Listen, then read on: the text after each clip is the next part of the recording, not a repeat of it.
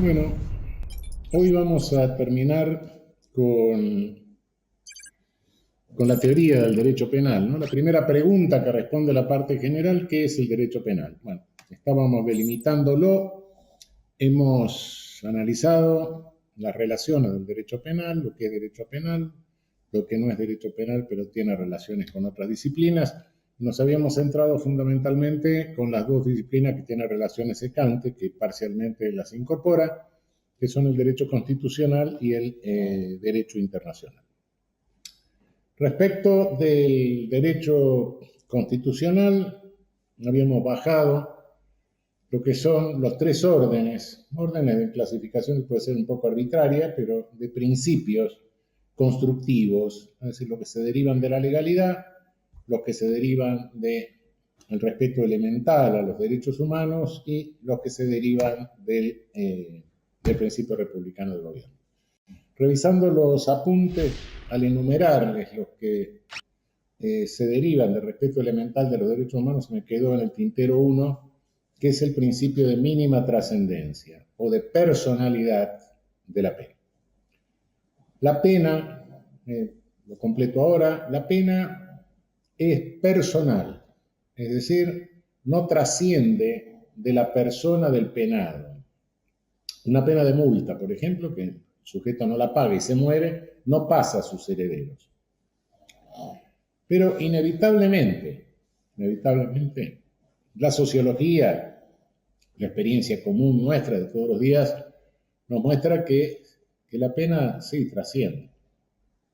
Implica un bajón en el nivel de vida de la persona, implica un bajón para su familia, una pena muy elevada puede trascender a los operarios de una empresa, a los empleados de una empresa, en fin, es casi inevitable que la pena trascienda a personas inocentes, a personas que no tienen nada que ver, de modo que hay un principio que es el de mínima trascendencia de la pena.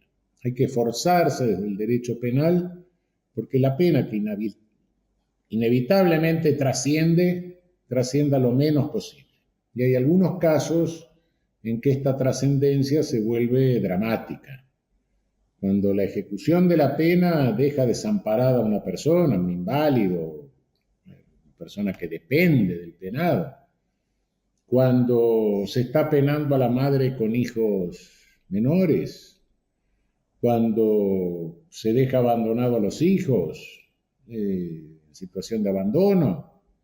En fin, todas esas son trascendencias de la pena que de alguna manera deben atenuarse de la mejor manera posible en función de este principio de mínima trascendencia de la pena, porque la pena realmente tiene que ser personal.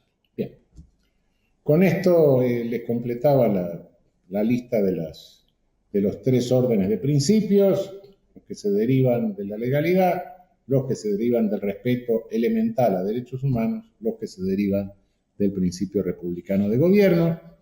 Y pasamos a las relaciones de integración que tiene el derecho penal con el derecho internacional.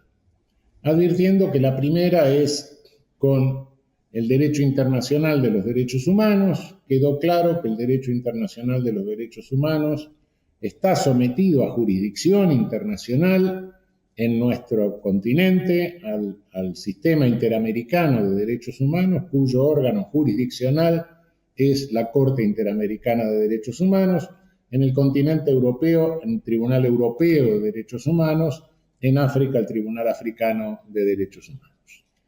Quedó claro además que frente a estas jurisdicciones, los que responden, los responsables, aquellos a los que puede condenar la jurisdicción internacional de derechos humanos, es solamente a los estados. Ahora bien, hay otros caminos de otras integraciones del derecho internacional con el derecho penal que son realmente importantes. La primera de ellas es cuál es el ámbito de aplicación espacial del derecho penal. de un país, sobre todo claramente en este caso del nuestro. Bueno, la base del ámbito de aplicación del derecho penal normalmente es el territorio, es decir, el territorio en que se comete el delito, es decir, el principio de territorialidad. Todos los derechos penales del mundo, todas las legislaciones penales del mundo establecen como principio básico el principio de territorialidad, el principio según el cual el derecho penal se aplica a los delitos cometidos en el territorio del respectivo Estado. Bien, no obstante, hay algunos casos en que los delitos pueden ser cometidos fuera del Estado y sin embargo se aplican el derecho penal nuestro. Cuando se trata de funcionarios del Estado argentino que cometen delitos en el exterior, el Estado argentino puede penarlos. En nuestra legislación positiva no rige para nada el principio de personalidad que rige en otros estados. No creo que esto es una falla, pero bueno, así lo dice la ley. Hay estados que consideran que su derecho penal es aplicable a sus nacionales que cometan delitos en el extranjero. El principio de nacionalidad activo. Y hay estados que consideran que su derecho penal es aplicable a aquellos delitos que se cometan victimizando a ciudadanos de su nacionalidad. El principio de personalidad pasiva. Ninguno de los dos es reconocido por nuestro derecho penal vigente. Nuestro derecho penal vigente rige básicamente el derecho de territorialidad, los que se cometen en el territorio argentino, y también el derecho real, el principio real o de defensa, cuando afecte bienes jurídicos nacionales. Bienes jurídicos que se hallan en el territorio nacional. Supongamos que alguien se dedica a falsificar papel moneda argentino en el Uruguay. Bueno, la Argentina, el derecho penal argentino se le aplica también a este delincuente, a este falsificador. Claro, el principio de territorialidad tiene algunos inconvenientes. Se aplica a los delitos que se cometen en el territorio del Estado, pero se plantean algunos problemas, sobre todo con el delito a distancia. Si desde la Argentina le dispara un balazo a través de la frontera a alguien y mato a alguien que está parado en territorio paraguayo, bueno, ¿cuál es la ley que se aplica? ¿La de la conducta o la del resultado? Podría llegar a darse el caso en que la Argentina legislase que se considera delito cometido aquel donde se realiza la conducta, y pudiera suceder, o mejor dicho, que la ley argentina considerase que es delito cometido aquel del lugar donde se produce el resultado y que la ley paraguaya estableciese que el delito se considera cometido donde se realiza la conducta, en cuyo caso se produciría una impunidad porque ninguno de los dos derechos penales, ninguna de las dos leyes penales sería aplicable. Para resolver este problema se ha enunciado algo que realmente no resuelve nada, solo que evita los casos de impunidad, que es el principio de delito o el principio de ubicuidad, según el cual un delito se puede considerar cometido tanto en el lugar de la conducta como en el lugar del resultado.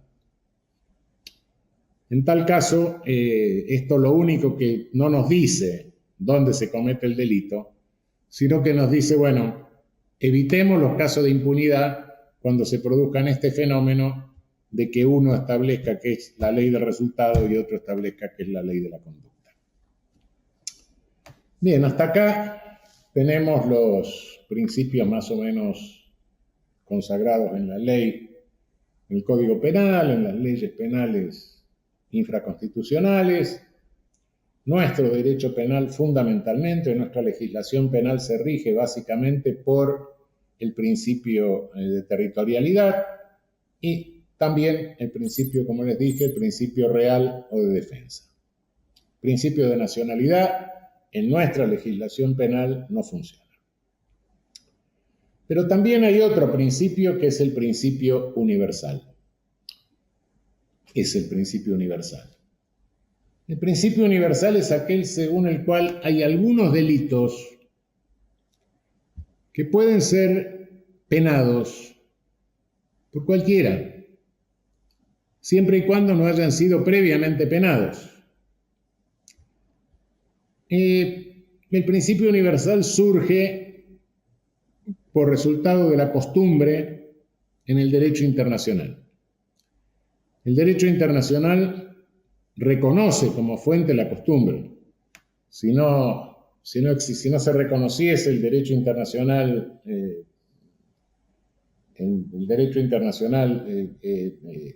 ius cogens, el derecho internacional formado a través de la costumbre, bueno, el derecho internacional no hubiese tenido origen. Se origina a través de la costumbre, se origina consuetudinariamente el derecho internacional. Después va pasando a ley. La ley internacional son los tratados internacionales. Pero esto muchas veces demoró. El ius cogens es anterior a los tratados. Y nuestra Constitución Nacional reconoce el ius cogens en su viejo artículo 102 de la Constitución Histórica.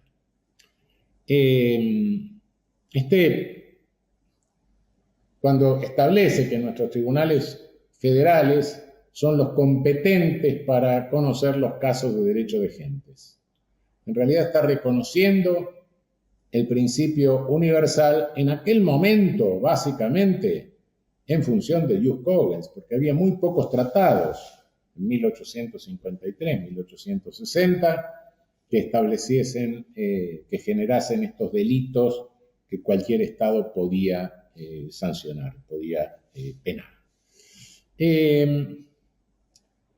El principio universal rige cuando algunos delitos, fundamentalmente delitos, hoy el problema que se plantea, en otro momento fue la ruptura de cables submarinos, la piratería, etcétera, pero hoy los delitos que se plantean básicamente son los referidos a delitos de lesa humanidad. Cuando en el país del territorio donde se cometieron no se penan, si quedan impunes, sea porque no quiere penarlo, no desean penarlo, o no puede penarlos, en cualquier país del mundo pueden ser penados. Cuando un Estado no pena crímenes de lesa humanidad, realmente sufre una capitis diminutio, sufre una limitación, una cierta amenaza a la libertad, todos los ciudadanos de ese Estado. Cuando nosotros en la Argentina tuvimos las leyes de amnistía respecto, llamadas de obediencia debida, punto final, lo que sea, pero eran leyes de amnistía. Respecto de delitos de lesa humanidad que no podían ser amnistiados según el derecho internacional, todos los ciudadanos argentinos que deambulaban por el mundo éramos susceptibles de ser sospechosos, no culpables, pero sí sospechosos de estos delitos. Es decir, es el Estado mismo que cuando no pena, que no quiere, porque no puede, en el concierto internacional se degrada a un menos Estado y entonces esa competencia, ese poder que es inherente a la soberanía, el poder de penar es un poder inherente a la soberanía, lo ejerce cualquier otro Estado del mundo. Obviamente que la Argentina recupera ese poder a partir del momento en que su jurisdicción decide hacerse cargo del juzgamiento y de la eventual punición de los crímenes de lesa humanidad. Deja de ser un Estado al que se le puede aplicar el principio universal en cualquier lado. Pero no nos olvidemos que en aquella ocasión España pidió la extradición de los responsables, los imputados por estos delitos de nacionalidad argentina que habían cometido estos delitos en nuestro territorio, lo cual implica una pérdida de soberanía. No sancionarlos implica una pérdida de soberanía. Reacciona el Estado argentino diciendo, no, un momento, no se los vamos a dar, los vamos a juzgar nosotros. Se hace cargo del juzgamiento en ejercicio de su soberanía y por ende, a partir de ese momento no nos es aplicable el principio universal a delitos cometidos en nuestro territorio. Bien, esto nos estamos refiriendo a crímenes de lesa humanidad. Hay delitos para los cuales el Estado argentino está obligado a penar en función de normas de derecho internacional. Hay delitos que todos los estados están obligados a penar, y también el nuestro, y otros en que estamos obligados en función de tratados multilaterales, pero que no han sido ratificados por todos los estados del mundo. Pionera en esta materia en el derecho internacional ha sido la Convención Internacional para la Persecución y Represión del Delito de Genocidio de Naciones Unidas de 1948. Esta convención fue resultado de una serie de discusiones en su momento. Había quienes no eran partidarios de crear el delito de genocidio, que bastaba con el crimen de lesa humanidad. Bueno, finalmente se define el genocidio en esta convención de una manera muy limitada, de una manera bastante limitada. Después, cada estado al tipificar el genocidio pudo ampliar esa definición, pero realmente la definición de la Convención Internacional, si bien fue pionera en este sentido, es casi una caricatura del nazismo. Es decir, en aquel momento cuando se tramitaba la convención había que tener cuidado de que la definición de genocidio no abarcara las masacres que habían cometido el colonialismo europeo en África, no abarcara las consecuencias de masacre, de los transportes forzados de población del stalinismo, y tampoco incluyera la bomba de Hiroshima y Nagasaki. De modo que entonces se fue recortando y se hizo una filigrana bastante limitada en la definición internacional. Por ejemplo, no abarca el exterminio de grupos políticos. Esto no significa que hoy, al legislar cada estado el crimen de genocidio, no amplíe esta definición o cada estado tenga su propia definición y entonces entren otro tipo de masacres que en la definición de la Convención Internacional no ingresa. Realmente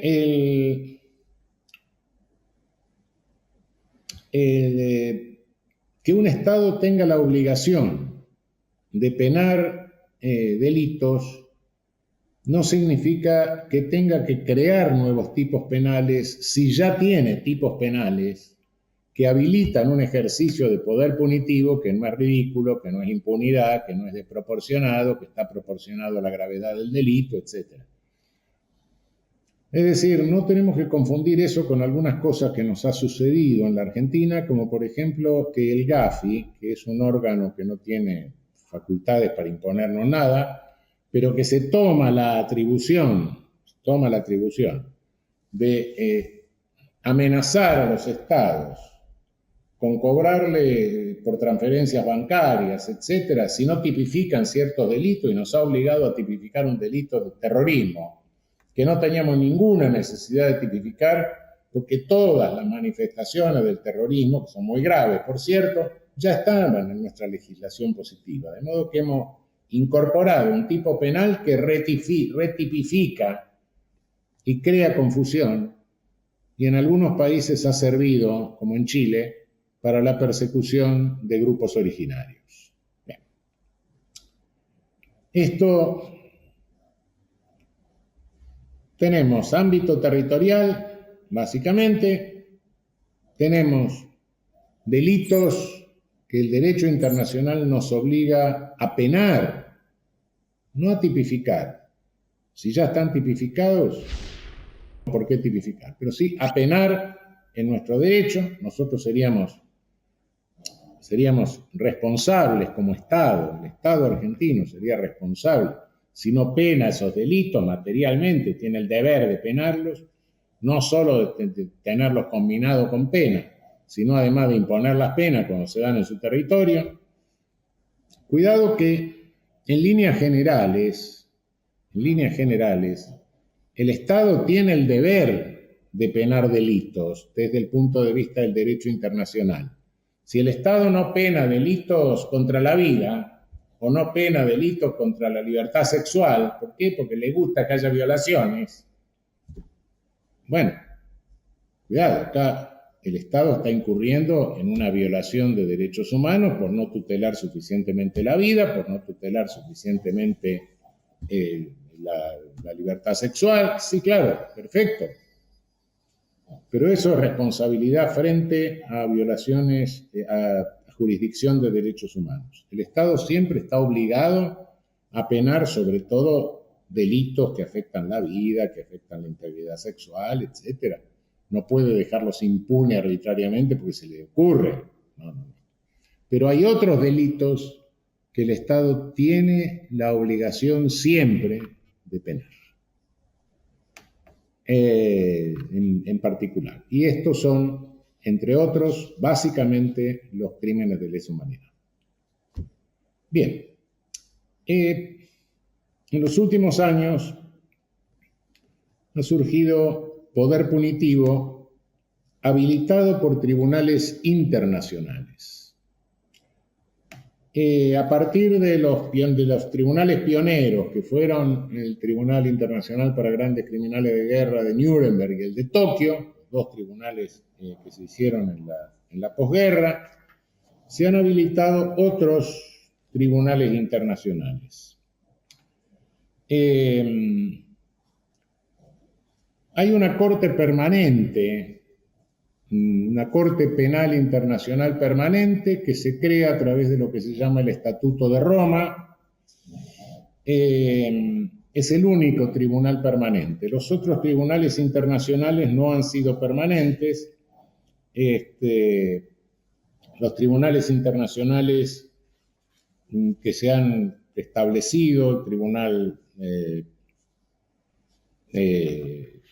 eran tribunales ad hoc, creados por Naciones Unidas, tribunales integrados por jueces, nombrados por Naciones Unidas, y en estos casos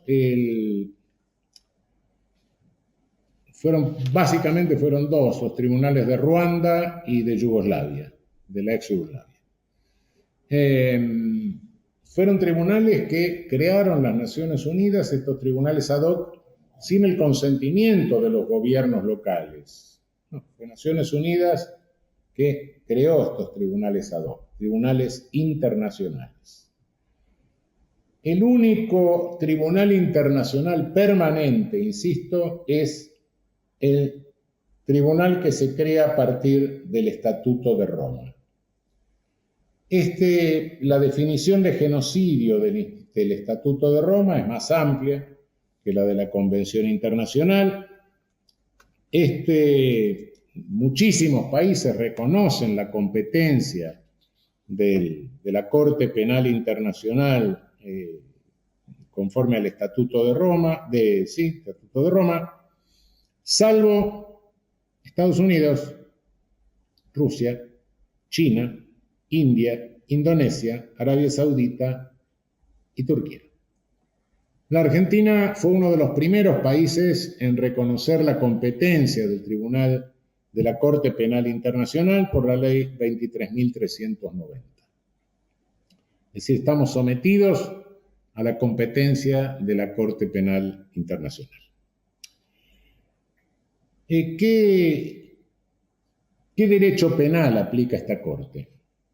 Bueno, tiene en cuenta los principios generales del derecho que deriva del derecho interno de los sistemas jurídicos y cuando procede del derecho interno del respectivo Estado en el que se haya cometido el delito.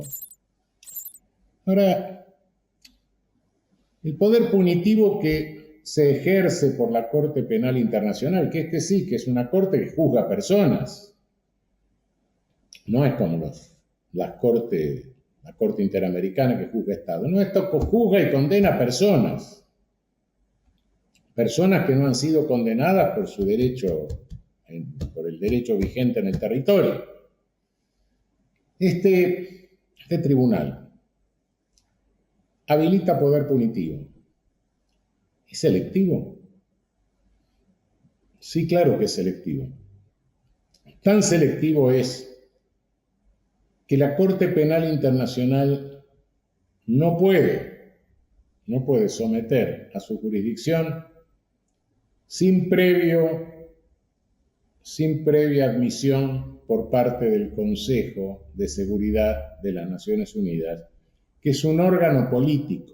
Entonces, algunos han criticado y dicen, bueno, los que van a dar a la Corte Penal Internacional son una serie de infelices africanos, etcétera, dictadores, asesinos, bellos, pero no va a dar a nadie de una... No, claro, por supuesto, es altamente selectivo. Esto no significa que sea ilegítimo. Lo que pasa es que el poder punitivo, que es un factum político, como hemos dicho, no por el hecho de internacionalizarse deja de ser selectivo. No cabe duda. Entonces, pero de cualquier manera, la Corte Penal Internacional es un buen recurso para impedir que se pueda desbordar el principio universal y en una de esas puede introducir una verdadera anarquía en el mundo. Independientemente de que la gente que condena está bien condenada. No tengamos dudas a este respecto.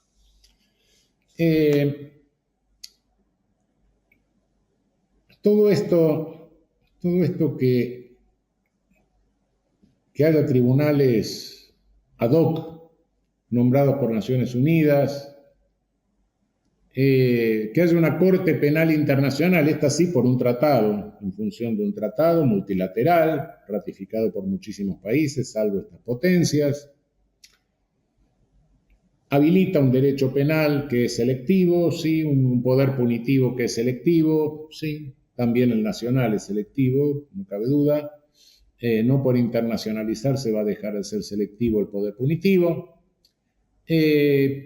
pero últimamente Naciones Unidas se inclina por establecer no tribunales internacionales, sino tribunales internacionalizados, donde pacta de alguna manera con el respectivo Estado y entonces se establecen tribunales integrados por jueces nacionales y por jueces internacionales, como fueron las cámaras extraordinarias de Camboya, la Corte Especial de Sierra Leona, el Tribunal Especial del Líbano. Busquen ustedes en internet todo esto, vayan dándose cuenta, van a ver cómo se gestaron.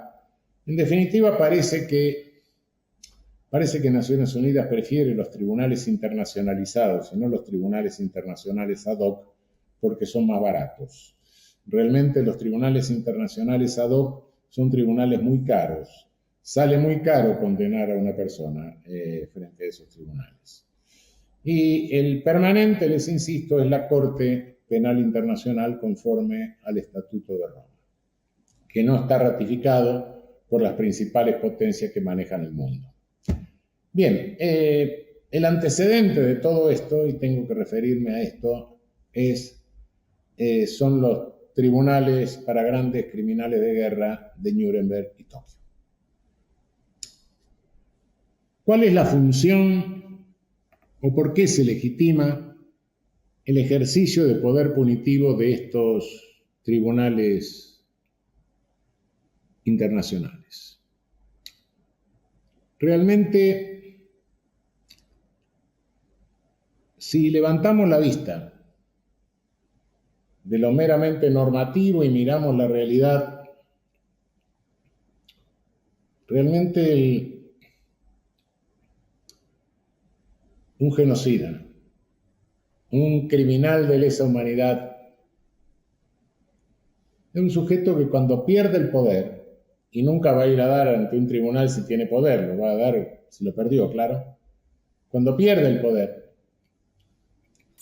queda en la situación de algo más que una apátrida. Queda en la situación de alguien que está excluido de la comunidad jurídica. Pierde la condición de miembro de la comunidad jurídica, se produce de facto una situación muy análoga a la que se producía en el derecho germánico, cuando alguien era expulsado de la comunidad, o también en nuestras culturas originarias, cuando se expulsaba a alguien de la comunidad. Es decir, queda completamente desamparado. Cualquiera le puede hacer cualquier cosa impunemente. Esa es la realidad. En las viejas culturas, la germánica, la de nuestros pueblos originarios, el que era expulsado de la comunidad quedaba a merced de cualquiera. Y hoy, en nuestra civilización actual, el genocida que perdió el poder también. Fíjense ustedes que nunca que se haya sometido a alguien que mató a un genocida o a un criminal de lesa humanidad a un tribunal imparcial, este tribunal no lo pudo condenar al que mató al asesino, al genocida. No lo pudo condenar. Y no lo pudo condenar porque el derecho pierde autoridad ética para condenar, cuando no ha hecho nada por ejercer poder punitivo sobre el genocida. Son pocos los casos, pero los hay. Fíjense ustedes la muerte de Mussolini.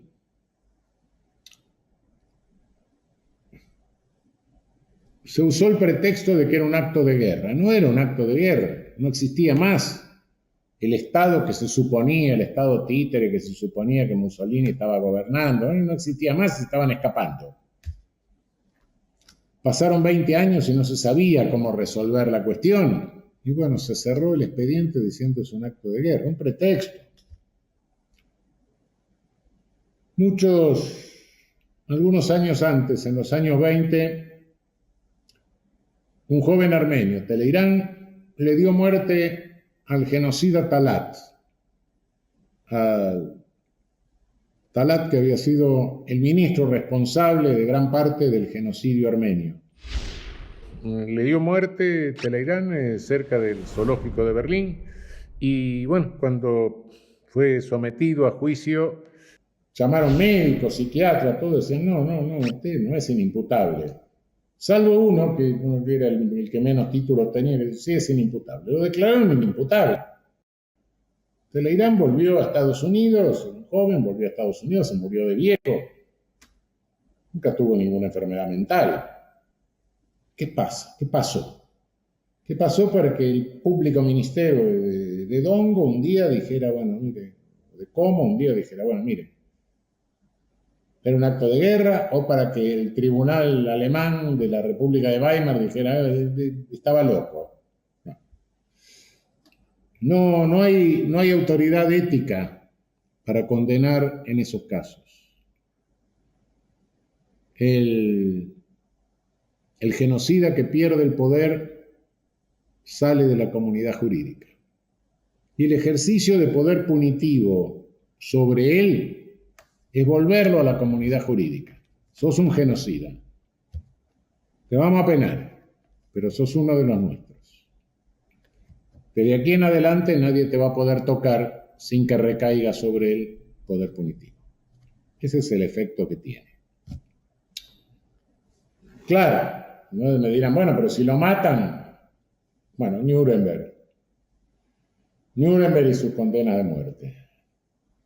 Muchos han postulado internacionalmente, se ha hablado mucho de la ilegitimidad del Tribunal de Nuremberg. El Tribunal de Nuremberg fue un tribunal de vencedores, efectivamente. Lo constituyeron jueces de las potencias vencedoras. Juzgó a los grandes criminales de guerra, por supuesto, no el resto. Después hubo tribunales de ocupación, y una gran impunidad. Pero los grandes criminales de guerra, el Tribunal de Nuremberg cumplió una función positiva. Hasta hoy hay negacionistas que dicen, no, el nazismo no hizo nada, era bueno, los quería los judíos, los quería los homosexuales, los quería los gitanos. Negacionistas hay siempre, también en nuestro país. Pero imagínense la extensión que tendría el negacionismo hoy si los crímenes del nazismo no se hubiesen hecho manifiestos a través del Tribunal de Nuremberg. Pero además había otra cosa en aquel momento. Había otra circunstancia. ¿Cuál era la alternativa a Nuremberg? La alternativa a Nuremberg era lo mismo de Dongo. Era directamente la barbarie, la venganza pura. En Dongo, cuando matan a Mussolini, también matan a Claretta Petacci, la amante, y también matan al cuñado. Bueno, en Nuremberg no. Es decir, de alguna manera había que canalizar la venganza. El poder punitivo, la pena tiene muchas funciones, ya les dije, algunas ni siquiera las sabemos, pero una que es innegable muchas veces es canalización de venganza. Y si no se canaliza la venganza, se puede ir por otro lado. Bueno, en estos casos sirvió para canalizar venganza sin caer en la barbarie, sin matar a las amantes ni a los cuñados. De lo contrario, la alternativa a Nuremberg era Dongo, era la barbarie. Era matar a Mussolini, matar a la Claretta Petacci, matar al cuñado, matar a todo lo que venía, colgarlo cabeza abajo en la piazza di Dongo. Era eso. Es decir, de alguna manera limitó lo que de otra forma sería un ejercicio bárbaro de poder punitivo. No es cierto que en Nuremberg no haya habido tipo penal. No, los crímenes de guerra estaban definidos internacionalmente desde antes. No es cierto que no haya habido penas legales, sí, no estaría tipificado el genocidio, pero estaban tipificados los homicidios, sí, claro, había pena. Lo que no había era tribunal, no había tribunal competente. Y Nuremberg, sí, claro, hubiera sido mejor un tribunal hecho por Naciones Unidas, etcétera, pero bueno, fue un tribunal de vencedores, cuya función fue primero dar visibilidad a los crímenes cometidos y segundo, evitar una venganza por vía de una barbarie que hubiera sido mucho peor y más descontrolada.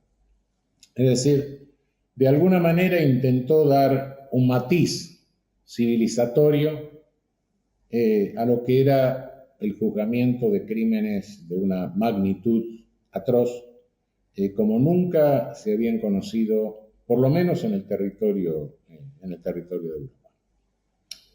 Bueno, con esto cerramos la primera parte de estas exposiciones. Cerramos lo que es la teoría del derecho penal, más o menos les di una idea, aparte de esto. Y la próxima comenzamos con la teoría del delito. Espero que la teoría del delito les sea leve. Bueno, nos vemos la próxima.